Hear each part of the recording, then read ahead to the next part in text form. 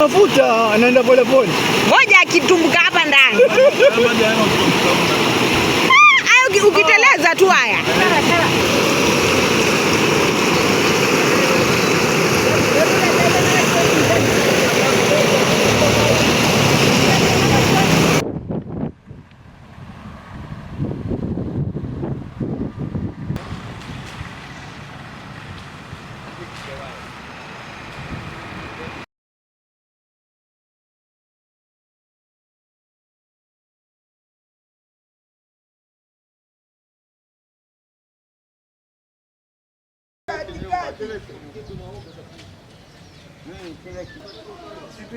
Ngoja kidogo hapa.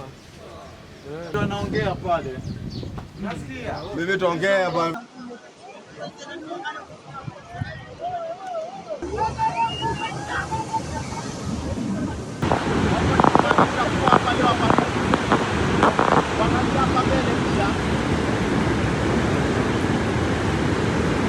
Barabara pia ya kutoka Lungalunga mpaka Vanga kuna sehemu ambazo zimeharibika, pale Jasini na pale Jego pia.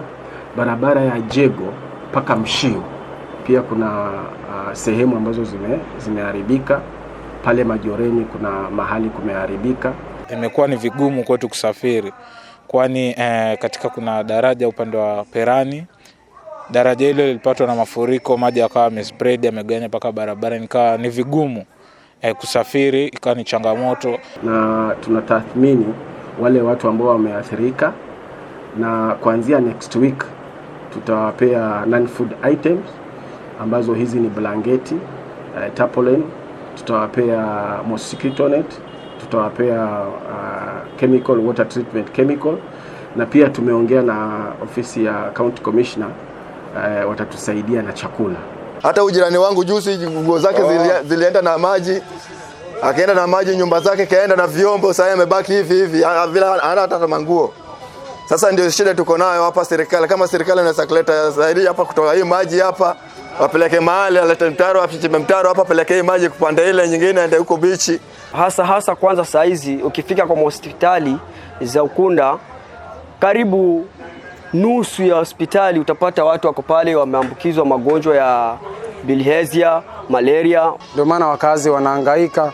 Sehemu wenyewe ni chafu, ukiangalia nyuma kuna jaa takataka imezidi. Serikali inasema inafanya kazi, kuna magari ya kuondoa takataka, kuna shughuli nyingi wanafanya, lakini mali hapa hawafiki.